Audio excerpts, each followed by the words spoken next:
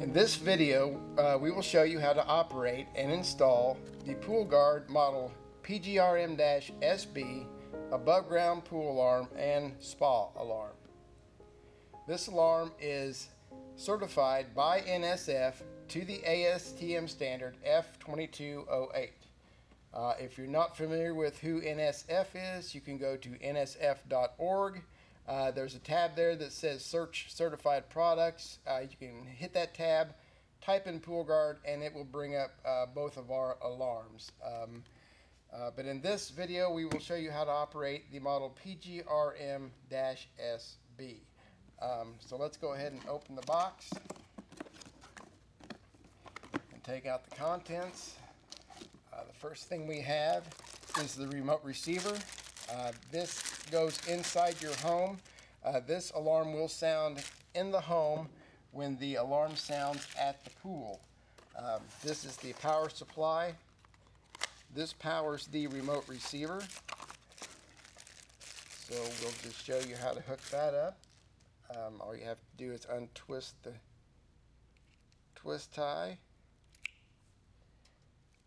and it plugs in right here in the end. The red LED will come on. This is where the sound comes out, the horn hole.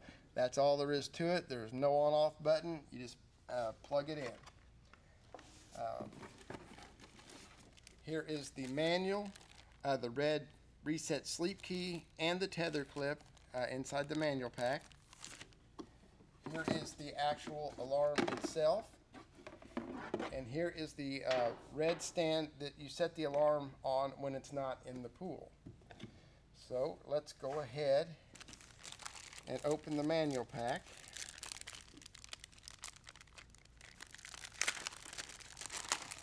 Keep it all sealed up so nothing will get lost in shipping. Okay, now this unit comes with a 1-year warranty, and you can fill out your warranty card on our website, which is poolguard.com.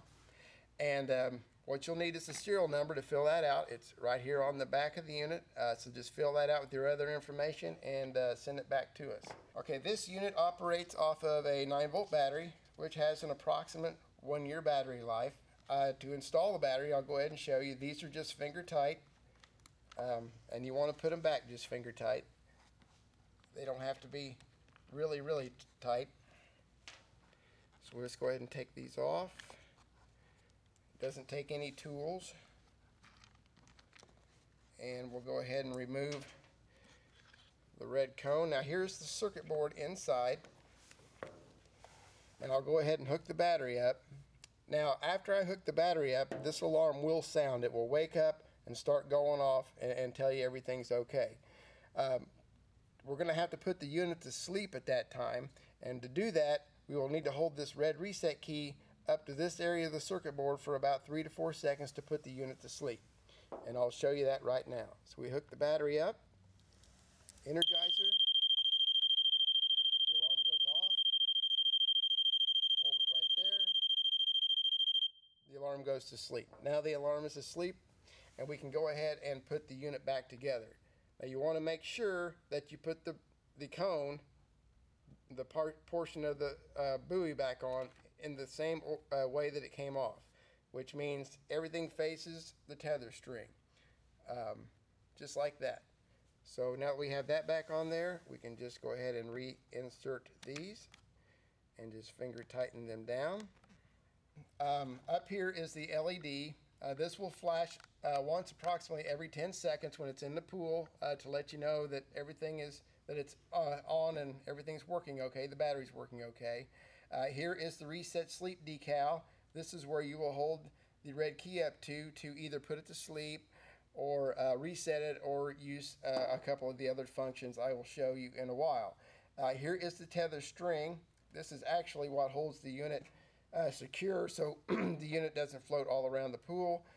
And this is the tether clip, which we will put on the top rail or an area around there, and this will actually hold the unit in place. So now I will show you that in a little bit also. Now that we have the battery in the unit, before we go and install it into our pool, a very important thing that we want to do is adjust our return line fitting. That way it will not interfere with the actual pool alarm. To do that, it's real simple. You want to turn your pump off first. It'll make it a lot easier. So turn your pump off. A lot of people already have these pointing down, but if you don't have it pointing down, make sure you turn your pump off. That way the water can go ahead and start settling down before we get the alarm in there. And with the pump off, just go over to your return line. You can just loosen that a little bit. This eyeball fitting will move around. Get it to where it's pointing down. Just turn it back, lock it. That's all there is to it. So now we can go ahead and I'll show you how to install the alarm in the pool. Okay, before we install the alarm in the pool, we want to pick the proper location. You want to keep the alarm centrally located in your pool, which would mean in the middle of one of the long walls. But what you don't want to do is put it to where the return line is pointing directly out. Now, even if you have your return line pointing straight out and down, you don't want it exactly opposite the pool of the return line. If you have a round pool, if your return line is here, you do not want to put the alarm over there. The water's just going to go over there and interfere with the alarm. You would want to put it at 3 or 9 o'clock, basically, if you were looking at it like a clock. So you want to pick the proper location in your pool. That way the return line does not interfere with the alarm. Now, with that being said, we have picked the center. This is a 16 by 32, so we have picked the center. The return line is down there. It's basically pointing over at that direction, so it will not interfere with the alarm. This is the tether clip that holds the alarm in place. Now you can put this pretty much anywhere up here. You can put it here. You could put it even down there if that's where you would want to put it. We give you plenty of tether string to where it's pretty flexible where you can put this thing. Now what you want to make sure is that the alarm stays within 5 inches of the pool wall.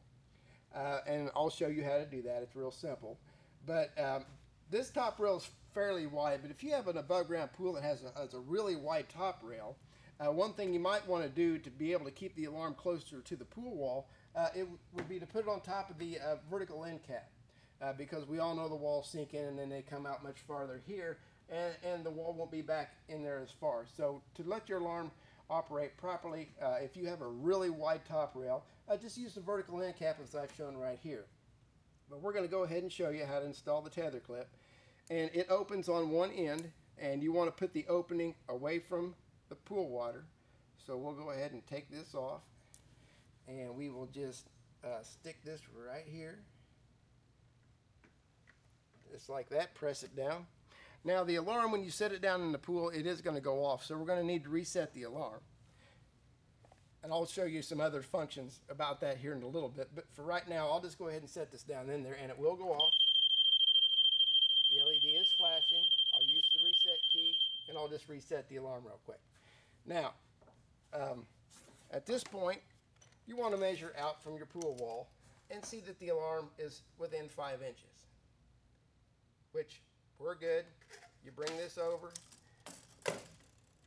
and basically you slide it in there. Now what you want to do is just simply tie a knot and run that knot down to where that will hold the alarm in place.